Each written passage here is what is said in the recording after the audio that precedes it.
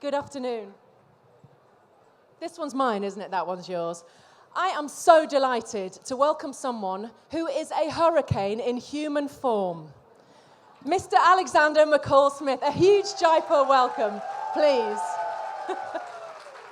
Now, he has legions of fans in every continent of the world. What's quite special is that he began as a word-of-mouth author. I actually got you from my mum, and there is no higher praise than that. There are many reasons to love you. One of them is that you were quite a late starter. You started writing books around age 50. Can you just tell us about that journey? Yes, well, thank you, Bea. I actually did write books before that age. I wrote quite a number of children's books. I started off writing children's books more or less by accident, in that I entered in a literary competition, and one of the categories was for a children's book, and one of the other categories was a novel for adults. And I entered 2 manuscripts in that back in the late 1970s. And I was fortunate enough to win the children's category, the children's book category. I'd hoped to win the adult novel category, but I won the wrong thing. And you should never, if you win something, you should never say, I want to win something else. But that led me to write quite a number of children's books. And I wrote about 35 children's books over the years, and I wrote short stories, collections of short stories, etc. So that was my pre-novelist days, before I started writing novels as such. And this then is alongside a number of other careers, I must add. I had a day job, and this I was doing in my spare time. And then I wrote what I thought was going to be a short story about a woman who lived in Botswana, and who's at her father's deathbed. Her father, Obed Ramotswe, is dying, and he says, when I die, sell the cattle and start a business. And she says brightly, I know, I'll start a detective agency. And he gasps and expires. And so she goes off and starts a detective agency. And that was meant to be a short story, and I had intended that it would be a short story. But I got rather fond of the character, became rather fond of the character, and so I expanded it, and it became a novel. We are, of course, in the gentle sunshine of the world of the #1 ladies' detective agency, which you must all know and love. Well, so I didn't know that it came from a short story. That's it beautiful. did come from a short story, and when I'd reached the end of that, at the end of that story, that book. Mara Matsui is proposed to by Mr. J.L.B. Matakoni, who is a mechanic, very good mechanic. And he says, will you marry me, Mara Matsui? I'm just Mr. J.L.B. Matakoni, that's all who I am. And she says, yes, I will. And that's the end of the book. And the publisher said, you shouldn't end books like that. If you get characters engaged in a book, then you must get them married, because the readers want to see the wedding. So I wrote the sequel. It was good enough for Shakespeare. Exactly. So I wrote the sequel, which was called Tears of the Giraffe, and I had intended to get them married in that, but I didn't quite get round to it. So the publisher said, well, make it a trilogy and write a third one. And so I wrote the third one, and again I forgot to get the main characters married. I think this is a very cunning ruse on your part. No, it wasn't. I really was intending to marry them off. And so I then wrote a fourth one. The publisher said, make it a quartet, and maybe you could use a working title to remind you, so you could perhaps call it The Wedding, and that might remind you to get them married off. I eventually got them married off in volume 5, and then I had to sort out Mama Kutsi and get her married off, and on it went, and I've now written 19 of these books, so it's pretty impressive. You. And there's an appetite for more. I believe number 20 is coming out this year. Number 20 is coming out next year, which rather reminds me to write it, because I haven't quite started. I've got the title for it, and I've got a vague idea about what is going to happen. But often, in fact, the titles for my books, and indeed the covers, are designed before I write them. This is all done in advance. And sometimes they write the blurb for the book, the cover blurb. And they send it to me for approval, and they've printed the cover. And I say, I'm afraid you're going to have to change this, because there isn't a horse in it or whatever. And so we're getting a cover for volume 20, and we're getting a blurb, but we actually haven't got any manuscript yet. But I will write that. I was going to start writing that on this trip, but at the moment I'm writing volume 13 of the Scotland Street series. I wrote a chapter of that in Jaipur this morning. So, if there's anybody here who has not yet met my precious Ramotswe, please tell us a little bit about her, because she's she's the lady of traditional build, with whom most of the world is deeply in love. Tell us a little bit about her. Well, she's a woman who lives in Botswana. She is traditionally built. That's a phrase. There are very few things of which I'm particularly proud in life, but I'm really proud of that phrase because I actually did invent it, and I'm very pleased that I did. I don't wish to boast, but I was very pleased. What does it mean, traditionally built? It means in context, in an African context, it means that she's quite large. She's a large lady. And there's one point in I think, the first book where she comments that these days it's very fashionable to be thin, but that really goes against the traditional African notions of female beauty, which was that ladies should be quite well padded. And so she says, I'm a traditionally built lady, which means that she's pretty big. And she then talks about the advantages of being traditionally built, that sometimes if you're a very slender person, people might not see you. So you may be ignored. Or if you're walking through the bush and you're a very, very light person, you may not be giving warning to snakes because you're not walking with a heavy tread. So she says a considerable advantage to being traditionally built. And that phrase does appear to have gone into the language. It's in a dictionary. And I feel rather pleased with that. You should be. And in fact, my readers, when I go, particularly in the United States, traditionally built ladies come up to me and say, thank you for that phrase. We like that phrase. But she's not just traditionally built. Mama Ramotswe is, she's something of a philosopher. She is. She's a very intuitive person, and she believes in the old Botswana values, which are values of respect and feeling for others, communitarian values in a sense. And she's quite old-fashioned. I think people would describe her as old-fashioned in a nice way. She's very sympathetic. She believes in trying to get the best out of people, and so she comes across as this very kind woman. I think she's forgiving, and that's something which I think people quite like, the notion of forgiveness, which is a value which probably isn't really stressed very much in rather retributive days. So she's the sort of person you'd like to sit down with and have a cup of tea with and chat about things. Her famous bush tea. Bush tea. She drinks red bush tea, which is very good for you. So she enjoys that. There was one of the recent ones, I think it's last year edition, Precious and Grace, had a wonderful story which climaxes in the Woman of the Year contest. There's a Woman of the Year contest, and the wrong person wins. Yes. And there's a terrible kind of outpouring of outrage about this, and you know, we all feel terribly vexed about this. The baddie gets the prize. And we sort of see the agony of Grace. She's described as turning into a pillar of salt because it's her mortal enemy who wins this. Yes. And the idea that comes out of that, I think the quote is, and this is Precious Ramotswe, there is nobody whose hand you should refuse to shake.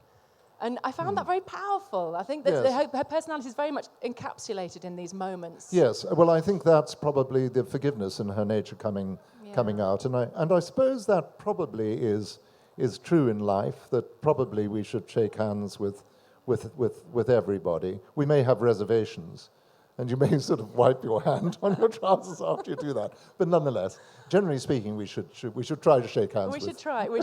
It's sometimes rather difficult. It tickled me in these times of sort of political extremes of, feeling, the wrong person got the vote. How did so many people get so wrong? And to inject a note of dignity into the proceedings, I thought was rather. Yes.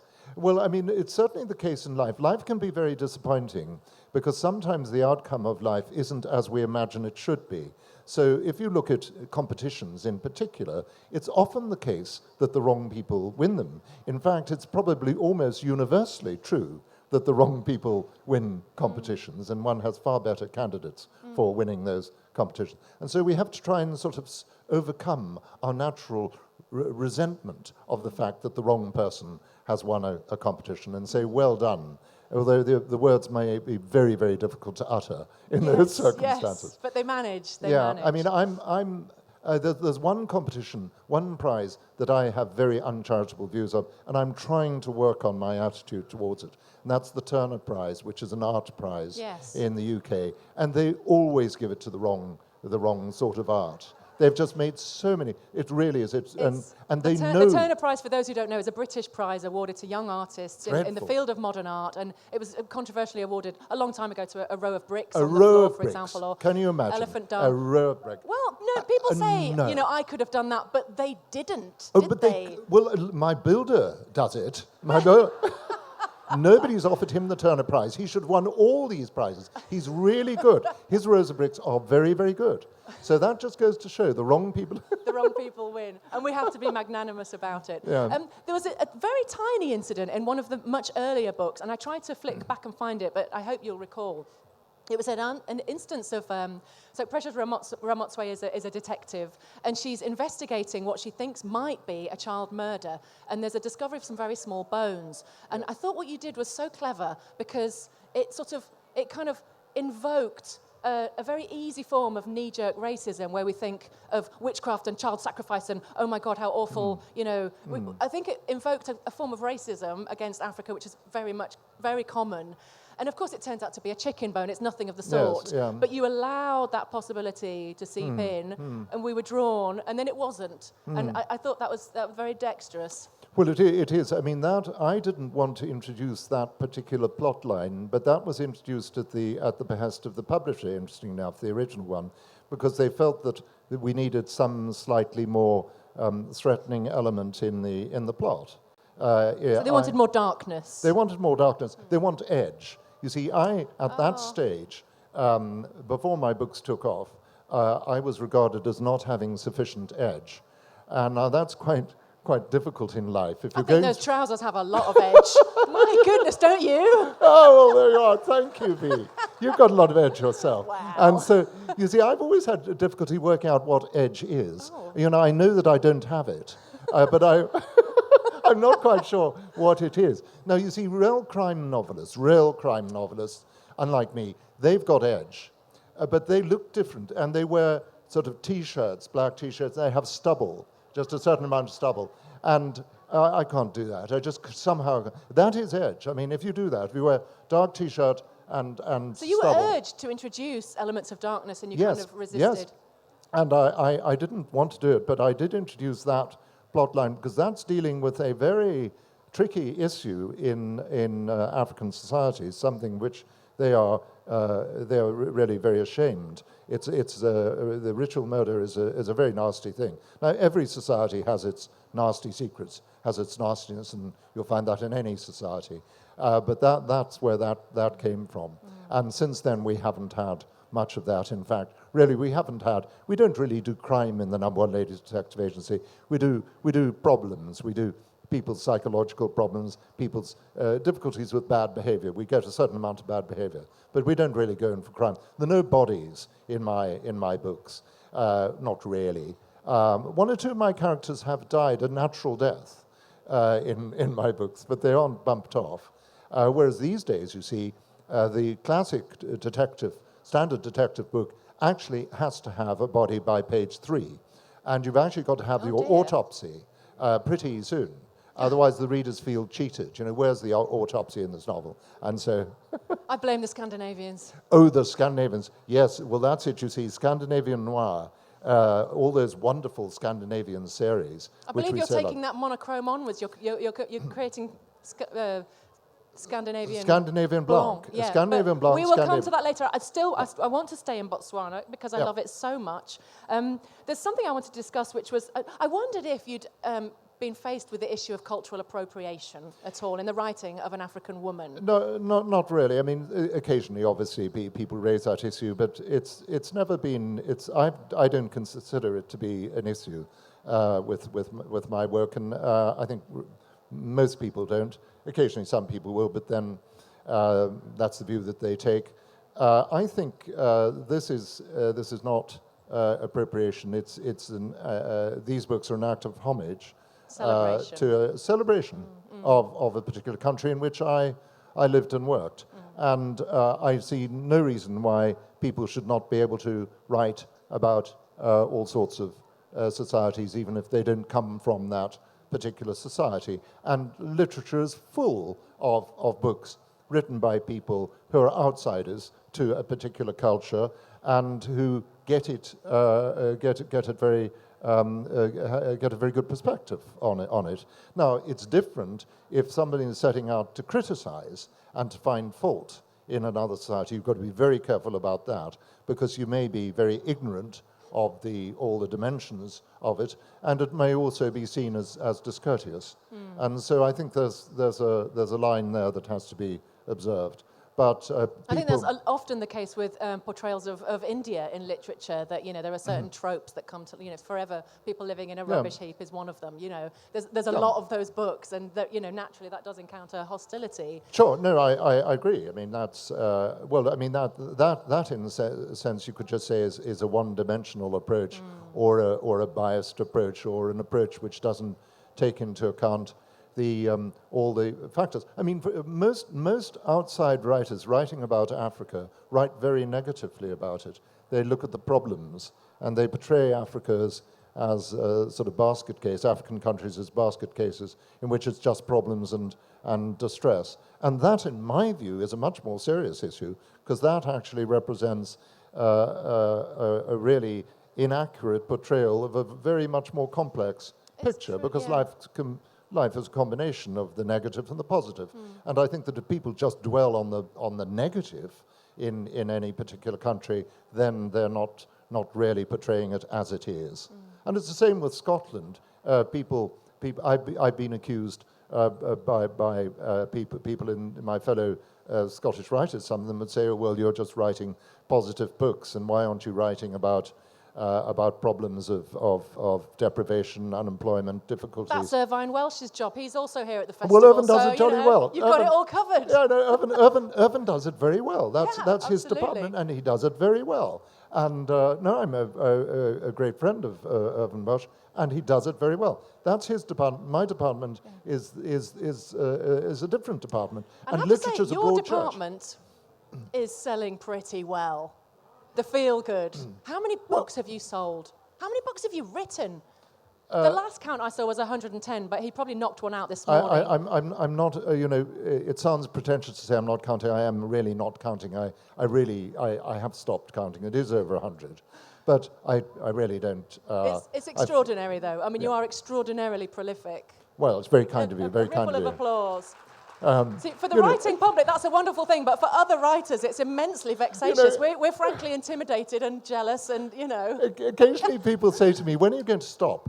When's the last book coming out?" And I say, "Well, I don't know. I mean, the next book, maybe the last book. You never know what lies in store for you." Somebody actually, talking about odd remarks people make to you, I was in Atlanta, Georgia, on tour a couple of years ago. And at the signing queue, this woman came up to me and said, and she intended to be polite, and she said, "You're going to be much more successful posthumously." They're the best kinds of rudenesses, the ones that are well Yes, it was a wonderful comment. Wow. But you deflected that very elegantly. You're immensely successful, and I'm sure you're tremendously wealthy. Have you got an amazing whiskey collection? No, not at all. Oh, I'm disappointed. Whiskey has never lasted very long in our house. I do actually have. I wrote a book about whiskey with my great friend Charlie McLean, who's the world authority on whiskey, and we were asked to write a little book. It's a small book for a distillery in Scotland that had discovered they had a cask of 75-year-old whiskey. It had been in the cask for 75 years. Did you bring any here? Well, no, no, but that actually was the oldest cask of whiskey in the world, and they were bottling it, and they got 100 bottles out of this, which they then sold. There were these whiskey collectors, many of them in India. Whiskey's huge in India. It's the world's biggest whiskey drinking population. It's a very, very big market for Scotch whiskey, and there are these very wealthy collectors in India who buy these bottles. Yeah. And so Charlie and I were asked to write a book about this. So I wrote a series of poems about the water and the air and whatnot, and we had a conversation. And they gave us little bottles of this to try, this terribly precious whiskey. And we tried it, and then we wrote. And we went on for the launch. It was in the Royal Opera House in London, and all the whiskey writers and from all over the world were there, and it was a big, big event.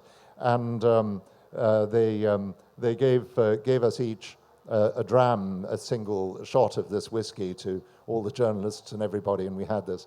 And my wife was given a little glass of whiskey, and she doesn't like whiskey. Oh. And she said, I can't drink this. And I said, well, do you realize what that cost? And every single shot of that whiskey was £1,000 for a single. And so these bottles were £30,000 a bottle. And I said to the whiskey company, is anybody going to buy them? And they said yes. And it goes to collectors. And they don't drink it. So that nobody drinks this whiskey. And it sits on shelves. Maybe it was for an Ambani wedding. I don't know. No? So it is interesting. And they had an allocation for countries. And I think India had been allocated 10 bottles of this, 10 to America and so on. This extraordinary world. That is quite unusual. I'd like to move now to some of your standalone novels. Yes. I have the fortune just last week to have read The Good Pilot Peter Woodhouse, which came out last year, and it's set in World War II, just in the aftermath, tipping over to the end of the Second World War in Britain and in Germany.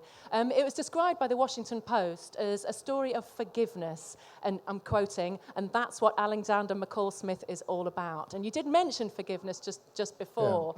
Yeah.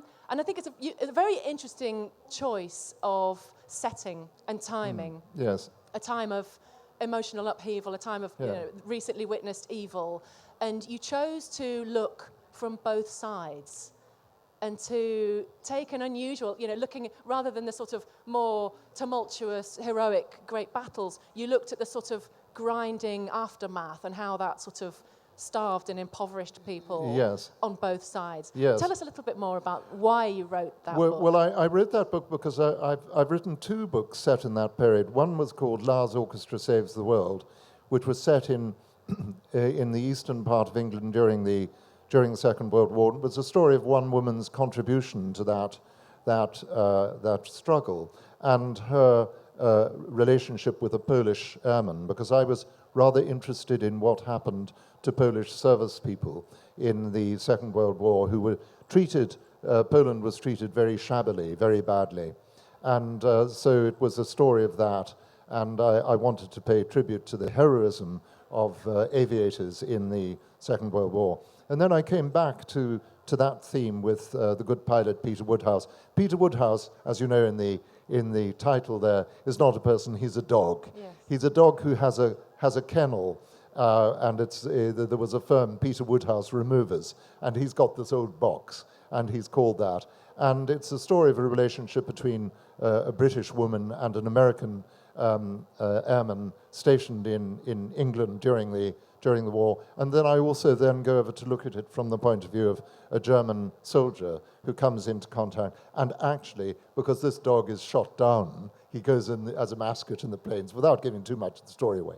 The dog is spared by this German soldier who does a good deed for the dog. Obie. And then we go up until the 1980s with the friendship between the widows of these of the two men from either side. So that's what it's about. It's about, really. I just found that there was a sense of healing. Yes.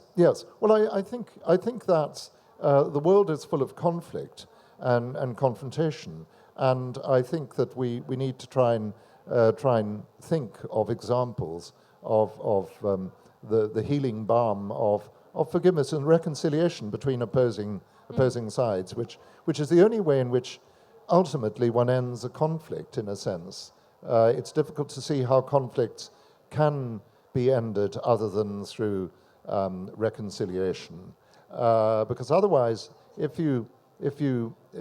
one side is just defeated and pushed down, then that's a hollow victory in a sense, because there'll always be resentment and it will recur. I mean, if you look at 20th century history in Europe, you see that with the defeat of Germany in the First World War and then the consequences of the terms imposed in the peace, rise of fascism, and then you get the Second World War, and history repeats itself in that way. I was particularly fond of the character Obie, who's the demobilized German soldier who's trying to come to terms. He's a sort of hero. He saves the dog, and he's almost a heroic figure. And he meets Mike, this dashing American pilot, and they have this interesting. They have an understanding. They achieve a sense of trust, and I found it very moving. There's a quote. So Obie's meeting Mike, the pilot, and it says, "Obie looked at him, Mike, with gratitude. It was so different for these Americans. They'd never had a government founded on hate." I may be I'm being a bit naughty here, but obviously, Alexander McCall Smith, you're never going to say that the President of the United States is a huge orange stupid bully. You would never say that. But is this the closest you get to snark? Is it? No, well... I got something leapt out of that page at me. Yes. Well, did you look at when that book was written? Last year. Oh. Published. Because often books are written before they're published. Oh, yeah. Well, is that so? Let's move on. Oh! It's a beautiful quote, and everyone takes what they want from it. But, the rise of fascism is certainly something that's a close look. Britain is on the verge of this sort of implosion, and I found that a very interesting look. Can we talk about some of your other standalone novels? Yes. My Italian Bulldozer springs to mind. Well, Tell us about this one. My Italian Bulldozer is set, as the title suggests, in Italy, and usually my novels are entirely fictional, but sometimes I write about things that actually have happened to me and about my own experiences, although I fictionalize it. And that book resulted from an experience I had in which I was trying to finish a piece of writing, and I was getting constantly disturbed. And I said to my wife, well, I'd like to get away for a couple of weeks and just really finish this thing. And she said, well, why don't you go to Italy? Because I'm very fond of Italy. I'm a great fan of Italy's. And go off and write in Italy without disturbance. So I said, oh, well, thanks, I'll do that. So I got an air ticket from Edinburgh to Pisa, and I set off to Italy. And I was going to go to a place called Montalcino, which is a lovely little hill town in Tuscany. They have these beautiful hill towns, sitting on top of the hill with cypress trees. And this one is a town which produces a very fine Italian wine called Brunello di Montalcino. Highly expensive Italian wine, but very good. Sounds like a terrible hardship you're working like, I must say. Oh, terribly hard. Anyway, I got on the plane, and on the flight across, I was sitting next to this very engaging Italian businessman who'd been in Scotland. He sold ceramics. They make these lovely ceramic things in Italy, and he'd been a business trip in Scotland. And we were chatting away, and the plane landed in Pisa, and I said goodbye to him, as you say goodbye to newly made friends on aeroplanes, and you go your separate way. I went out into the arrival hall, and I went to go and get my rental car. And I went up to the rental car desk and gave them my ID and said, you've reserved a car for me. They looked at this. The young man behind the desk looked at it, and he said, there's no reservation. And I said, when I did reserve, he said, no, we've got no record of this. And I said, well, you actually sent me an email telling me that you've reserved this car for me. And I produced the email, showed it to him. He looked at it and he said, this is no longer valid. And what? So I was a bit taken back. And I said, well, if you can't give me that car, give me another car. And he said, no, I'm terribly sorry. This is a holiday weekend. All our cars are out. And at this point, my new friend from the plane, having collected his luggage, was walking past. He saw this incipient altercation And he came over and said, is everything all right? I said, no, it isn't really. They're not honouring their obligation to give me a car. He said, don't worry, I've got a friend who's got a vehicle rental place close by. Come with me. And this is typical Italian friendliness. They're such friendly, helpful people. So he took me off a few miles away, went to his friend's place, and there was this other vehicle rental firm, went in, introduced me to the friend. Friend said, heard the sorry story. Friend said, oh, I'm so sorry, this is a holiday weekend. All our cars are out, and we've only got one vehicle left, and that is a bulldozer. And so I said, but I can't drive a bulldozer. I showed him my British license, said, license to drive cars. And he said, no, in Italy, cars include bulldozers. So I was in a very difficult position, because I couldn't. These people were being so charming, so helpful. I couldn't say no. So I signed the hire agreement. And I went out. And you know, when you rent a car, you walk around to check that it's right. So I walked around the bulldozer. Seemed all right. And then we got in, and he showed me the controls. He said, this lever here is forward. Push that forward, you go forward, back that way. And then that lever there, the blade, don't touch that one. And so I set off on my bulldozer. And I set off for Montalcino. And it took me quite some time, actually. And nonetheless, although it took me some time to reach my destination, driving through the Italian countryside on a bulldozer is very nice because you're very high up, and you get a very good view of the surrounding features. And of course, if there are any features you don't like, well, you're on a bulldozer, so you can. So I arrived in Montalcino, and I went to the inn. I had reserved a room at a lovely hotel called the Albergo Il Giglio, the Lily Inn. And I introduced myself, and fortunately, they had my reservation. They said, yes, we've got your room, and you can park your bulldozer around the corner there. And I went in, and I had a very, very good 2 weeks. Sorry, this isn't going to take too long. I see that you're... and I had a very good 2 weeks there, did a lot of work. Every morning, I went and had coffee at 11 o'clock in the main piazza, in this very nice coffee bar. And I talked to the locals there, and I got talking to the local priest. And we had a conversation every morning about all sorts of things. And 2 days before I was due to go, the priest said to me, my brother has got a wine estate just outside the village here, and he wonders whether you would like to come for lunch tomorrow. And I said, well, that's very kind, thank you. And so the priest then said, can we go on your bulldozer? Because his car was in the garage. So I said, yes, that's fine. So the next day, the priest and I got into the bulldozer, and we went I don't think the words "the priest and I got into a bulldozer" have ever been said at Jaipur before. I just got to celebrate this moment. And we got into the bulldozer, and we went off to his brother's wine estate, and terrific welcome from the brother. Brother said, just a simple Tuscan lunch, 8 courses, but very nice. And after lunch, the brother said, can I show you my vineyard? I said, yes. And so I went out, and he showed me the vineyard. Now, Brunello di Montalcino, this very fine wine, can only be produced in a very circumscribed zone of production round the village. And any wine produced outside that narrowly defined zone of production has to be sold as a cheaper wine called Rosso di Montalcino, and they get far less money for it. So the Brunello is that limited area. And he said, I'm just outside the zone of production here, just outside, and the boundary is that little stone wall which goes all the way around here. Oh. Do you think you could possibly... What could I say? I couldn't say no.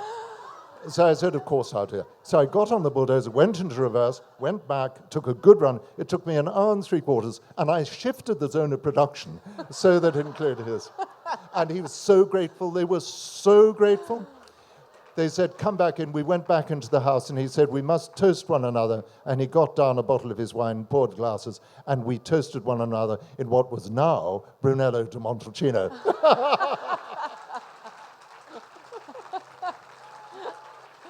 I'm shocked. From a professor of law, of all people.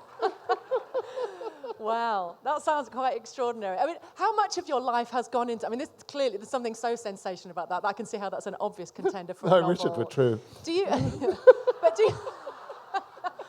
Do you often put yourself in one way or another? Do you feel that there's parts of you in your characters? Well, I don't know. I mean, I think it's said that authors give themselves away every third sentence. In fact, I think it's probably every single sentence. I don't know whether you do that in your books, but I think you do inevitably, by what you choose to write about. That act of choice constitutes an indication of interest, taste, approach, attitude, the whole lot.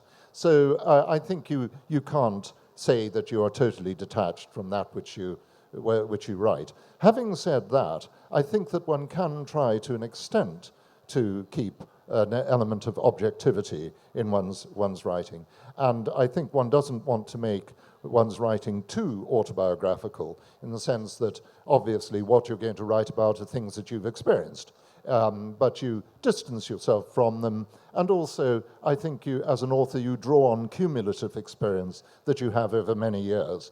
And indeed, many of the things you write about may have happened to you, but you've probably forgotten about them. But they've somehow worked their way into your deep subconscious mind, and then they come out, because I think a lot of fiction emanates from the subconscious mind. When I sit down to write, I don't sit there and think what's going to happen next. I just let it come from the subconscious mind. It comes out. I'm not sitting there cogitatively making these decisions to do this, that, and the next thing. It just happens. Almost as if you've dreamt it and it's just coming out. Yes. Is that why I've read that you write very, very early at sort of 4 o'clock in the morning? Yes. Does that sort of connect you to that state of consciousness? I'm not sure whether there's any temporal connection there. I find that time of the days is a useful time to write, because one's mind is fresh. Whether it's particularly inspired is perhaps another question. And also there's not much disturbance at that time of day. But I think that being a writer involves developing brain pathways to that part of the mind that creates stories. And of course, the human mind, in observing the world, is always asking what-if questions. When we look out and we see something, I look at that table and think, that's a table. I don't consciously go through the process of, that's a table because it's got legs and it stands in that position, whatever. But my mind is doing that. So these decision trees in the mind are being followed, and you're ending up with conclusions. And all observation that we have of the world about us involves that process. Now, I think as a writer, what you do is you develop those brain pathways which actually enable you to get to that imaginative, constructive part of the mind, of the brain, that actually is exploring possibilities. Because that's what we are doing. I mean, when we look at things, we're often thinking, what would happen if somebody walked in there? What would happen if that bird fell from the sky? What would happen if that window was opened? That sort of thing, we're always doing that. And I think being an author, you just develop a facility to do that. So sort of practicing that neurological process becomes a pathway. I think that's absolutely right. And it's the same way as learning to play the piano. When you become a pianist, and of course that is something which is immensely difficult to do as an adult, and you really need to have that develop when the brain is in a more plastic state, when you're younger. What you're doing is developing a whole series of brain pathways which actually automatically make those decisions. So you don't sit there saying, I'm going to put my thumb on middle C and this finger on G, anything of that sort. You do that automatically when you're adept at playing a musical instrument. And the same thing would apply to dancing, to doing any particular physical trick or movement. These are deeply ingrained patterns of behavior, and I think the same applies for writing. I wonder if there's a different process, though, because I find your dialogue exceptional. The conversations, particularly between women in your books, are so acutely observed that I almost feel like it's quite hard to explain. It's almost as if you're not there. The conversation is so real that it doesn't look as though it's been engineered and gone through that neurological process, but just as though it's been very lightly overheard. Well, in a sense, thank you for your kind words, but if effectively I probably am overhearing it, because I think my subconscious mind is coming up with it. And sometimes it surprises me what my characters do and say. Because Does it really? Yes, it does, and things will happen. For example, in one of the volumes, I think volume 3, of the number one ladies detective agency, Mr. J.L.B. Matacone becomes depressed. I hadn't planned that, and it's only when I reached that page that this suddenly happened, and I was as surprised as I suspect the reader would be there as well. So things happen, and my books change as I write them. So the resolution of the book is by no means determined at the beginning. The end may be completely different from what I'd imagined at the beginning of the book would be the end. How many ladies' detective agency books will there be? Well, that's that question I can't answer because, it depends. It depends what happens to me. You see, I'm sure you'll just keep going. I mean, yes, but I can't give you a number because I'm writing one a year. So if I say there'll be another 3, that suggests I'm only going to go on for another 3 years. And so it must just continue it indefinitely. Depends. Well, I think I have to continue. I have to be alive to write these books. So what I'm saying, yes. What you've effectively, I'm sure that's very helpful. No, what you've really asked me is when are you going to die? But you put it so tactfully. Well, I do my best. I really do my best. No, you're so tactful about it. But you do see my problem with that question. Yes, I can see how it's almost impertinent. But, you've almost given me the impression that the writing comes through you, that it's like a bolt of lightning that comes through you. And so I sense in a way that it is impossible to predict. If you don't even know the outcome of the book that you're writing, how could you throw that far ahead? I know. I think... I suppose my question is, we all still want to keep... Sorry, but we all want to keep reading them. Yeah. Would you ever get tired of it? Would you ever? Can you envisage you thinking, need to do something else now? Possibly. I don't envisage that at the moment, but of course I may think differently at some stage. I still feel that I enjoy my conversations with Mara Matsui, my annual conversation with Mara Matsui and her friends. I've still got things to sort out. We've got to work out what we can do with the young mechanics, the apprentices. Somebody said to me the other day... Charlie in Fanwell. Somebody said to me the other day, look, how long does it take to do a mechanical apprenticeship in Botswana? Because these young men have been apprentices for 20 years. Oh, bless them. And, I, for one, am delighted that you continue to enjoy that conversation. I'm sure we've got lots of questions bursting up like mushrooms in the audience, and so I'd like to include some of those now, please. Could you put your hand up if you have a question for Alexander McCall Smith? We've got a keen person here already. Keep your hand raised, and we'll try and get microphones to you so that we don't waste time in between. Yes. Thank you so much. I'm a huge fan, sir, and I want to say that you have the most edge of any author I've ever read. Here. I'm particularly inspired by the Isabel Dalhousie series. So I wanted to ask, what is it that inspired you to create her? Because she evokes a feeling of, no matter what's going on in the world outside, in her life or ours, all will be well. So what is it that inspired you to create a character like Isabel? Well, thank you very much for that question. And I'm glad that you're enjoying the Isabel Dalhousie series. I really was inspired to write that series by the desire to write about a particular sort of intellectual lady in Edinburgh. And in Edinburgh, there's a wonderful novel by Muriel Spark, The Prime of Miss Jean Brodie, which really captures a particular sort of Edinburgh intellectual. And I felt that I wanted to write perhaps a more modern version of that character. So Isabel Dalhousie started off as a sort of contemporary Jean Brodie Mark II, but then I discovered that people didn't necessarily sympathize with what they saw as being a rather arid approach. So I softened her character considerably. But I really wanted to write about a moral philosopher because I'm very interested in applied ethics, and so Isabel is the editor of a journal of applied ethics. When we can deal with philosophical problems of a sort which affect us in our day-to-day life, which I think people are very interested in, because we all have these issues. How do we treat our friends? What are our obligations to other people? So on, things like that. And that was the reason for creating the character. And then, of course, Isabel, I gave her a bit more of a life, and she met this former boyfriend of her niece. Her niece had this undesirable boyfriend Isabel didn't like. Then she got a decent boyfriend, but because her niece has got such bad taste in men, she got rid of the decent boyfriend. Isabel wanted to continue to be friendly with him, and I'd intended that that should be a platonic friendship between Isabel and this young man who's 14 years younger than she is. But I came under pressure from people to make it into an affair.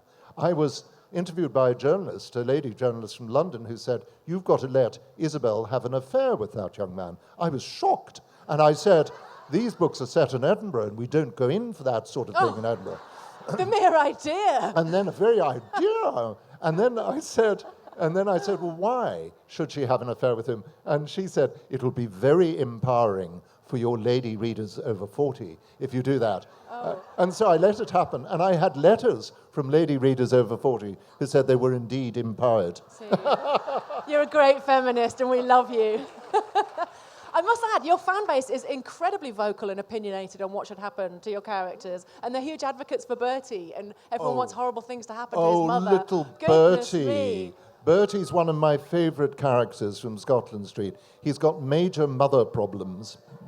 Yes, we have a person who wants to ask you a question here. Thank you. I'm a huge fan of your books, and I both the series, the Botswana as well as the Scotland series. What would you have to say about Ian Rankin's books that are also set in Edinburgh, and he is a crime fiction writer? Yes, thank you for that. Well, Ian is a very, very good friend of mine, and indeed he's my neighbour, just 2 doors away. Don't you go to Starbucks together? Well, we used to. I actually haven't been to Starbucks for a couple of years, and I'm not sure whether Ian is still going there. But we used to go and we used to meet in Starbucks, but we meet in the street, and here's a good friend, and I like his novels, the Inspector Rebus novels. I think we accept that we're talking about two different Edinburghs, and of course every city has different worlds within it, and I think Ian's dealing with a more difficult world and with a tougher world, and I'm dealing with the world of Isabel Dalhousie, which is not so tough. But there's room for both of us. I've written Ian into some of my stories, actually, in my Scotland Street stories. I had Ian walking across a park in Edinburgh and had him hit by an arrow fired by. And I rather enjoyed that.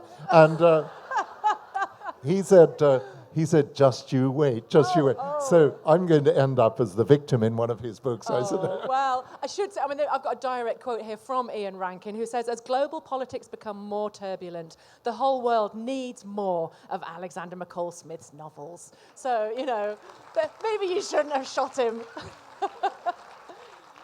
That's lovely. Next question. There's a lady here on the front row. Anyone at the back? Wave harder, because it's got quite dark, and I can see you waving. Yes, that person. But first you. Again, a huge fan of yours, and just love your humanism, compassion of your characters. My question is, do you envisage Bertie growing up, or is he going to remain 7?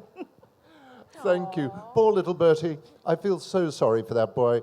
Because, his mother is so pushy. She makes him learn Italian. She makes him go to yoga lessons, yoga for tots, where the children are so small they can't even sit in the yoga positions, have to be pushed by their pushy mothers. And he has psychotherapy as well. He goes to psychotherapy with Dr. Hugo Fairbairn, author of that classic of child psychotherapy, Shattered to Pushy Pieces. mothers, you'd never get that in India, though, would you? No.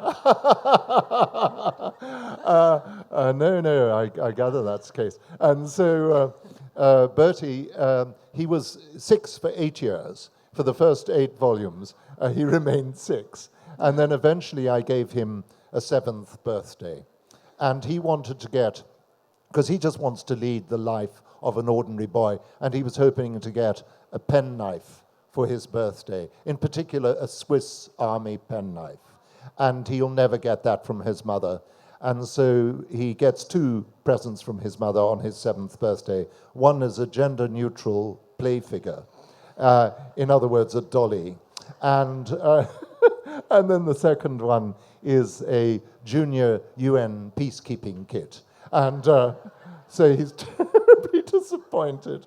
He does actually. Does in one of the books. He visits a farmhouse, and he meets another little boy, aged 6, who's called Andy. And Andy's leading the life of a real 6-year-old boy, doing the sort of thing 6-year-old boys want. And he says to Bertie, "Bertie, would you like to see my things?" He takes Bertie up to his room, and he opens a drawer, and there in the drawer is not 1, but 6 Swiss Army penknives. And Bertie's little heart fills with joy. And Andy takes one of these penknives and says, "This, Bertie, is a Swiss Army penknife.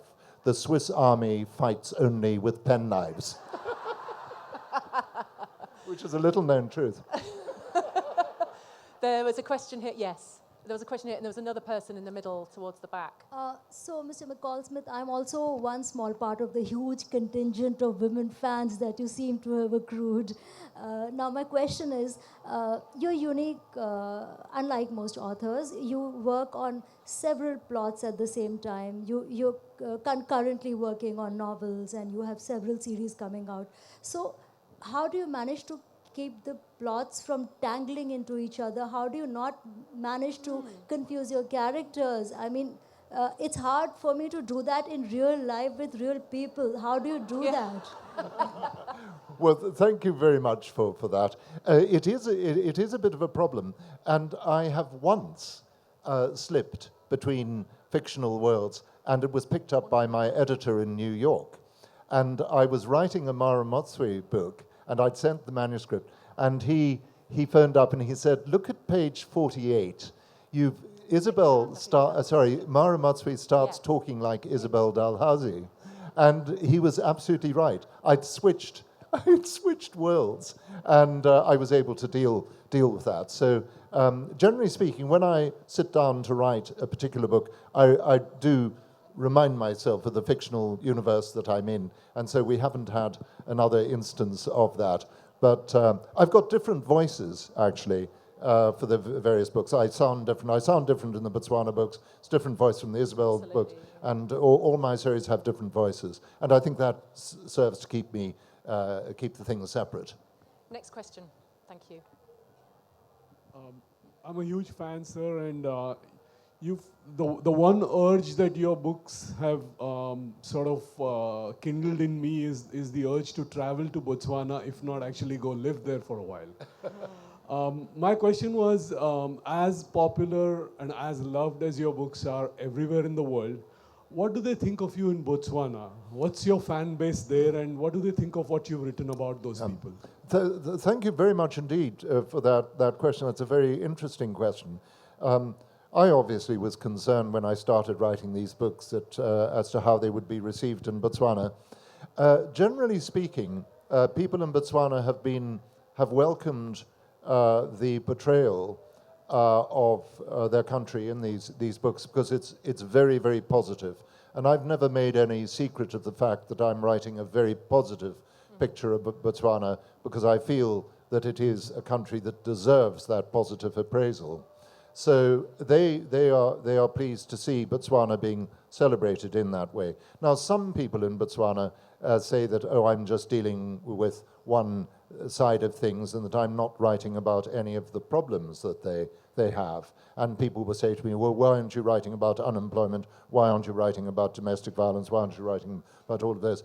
And I can understand why they say that, but I think that fiction actually really is this broad thing, and you can actually have, there's a role for books which concentrate on a particular aspect of reality, and that we don't all have to write about the pathological in society. So there will get some criticism from people there along those lines. You're never going to be able to please everybody, but generally speaking, when I go to Botswana, as I do every year, I must say, well, they're very polite people, and they wouldn't sort of want to criticize me too much to my face because they're very courteous.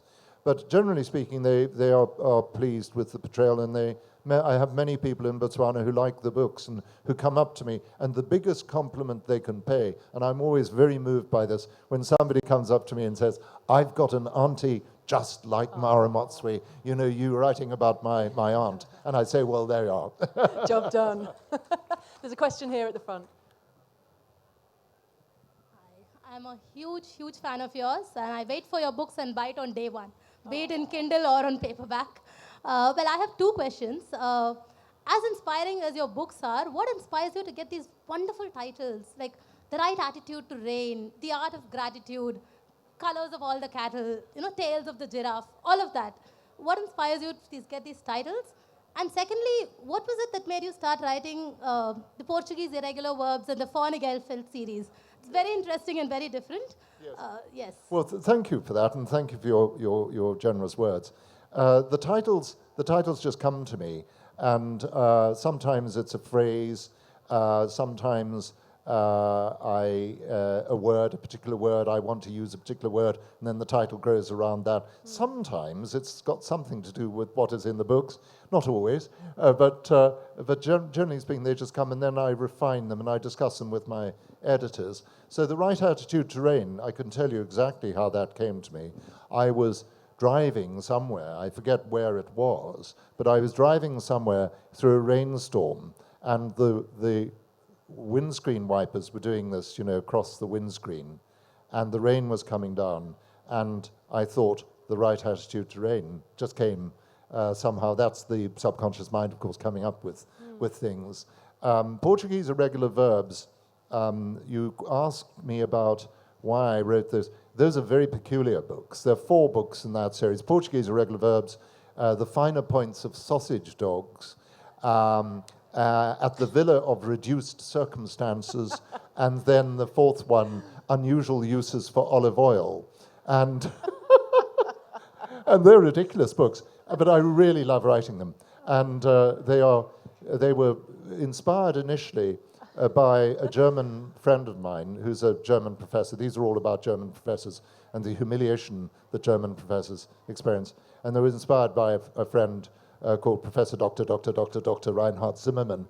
German professors use all their doctorates. And he's a very strong tennis player. And he said, why don't you write a book about a German professor who can play tennis? And so I wrote The Principles of Tennis, which is chapter 1 of that book, about 3 German professors who couldn't play tennis. And then it went from there. And I so enjoyed it. I want to move on to some questions, but I apologise, it's dark, so it's very hard to see you. If you're at the back and there's someone here, I'm really sorry. If I can't see you, it's because it's dark. So wave very vigorously. Okay, thank you, yes. Oh, we met you before. Hello. Are you from Glasgow? Yeah. Are you from Glasgow? My son's from Glasgow, Oh, right, okay. and I lived in Scotland for 10 years. And back to the process of writing, you mentioned that you start in the middle of the night writing. What is your regimen? I know there's people like Jeffrey Archer have a very stipulated timetable. Others have a word count. What's your approach on a daily basis? Well, I suppose I'm conscious of the number of words, so I might set myself a target that I want to write 2,000 words a day or whatever it is, and then I just have to sit down and do it. So principally in the morning. Often I've done my day's writing by breakfast time. You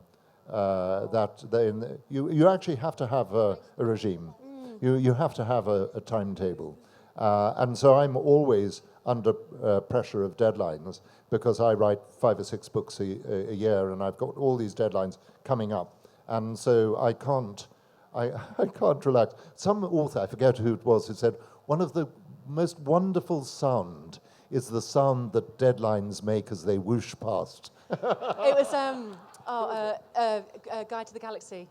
I love deadlines. I love the whooshing sound they make as they whoosh. Adams. Yes, Exactly Douglas Adams, right. It was him. It's a wonderful a question quote. from the back, and this will be the last one. Actually, there's a very keen person. Is anyone really anxious to ask? This is your last chance. Yes. Hi. Hello. Hello, and sir. then you, and then I think we're full. One here, and then a microphone to this person. Oh, Yeah, got very little time. Quick, make it quick. okay. I am a new reader of yours, sir, and I'm on my way to loving all your works, and I know that I have a long and entertaining journey ahead of me. I just wanted to ask you, why did you pick Botswana as your location for the particular series? Because I had lived there and worked there, and because I thought it was such an unusual and remarkable country, and I think that's why I wanted to write about it, because I thought there was something very special about it.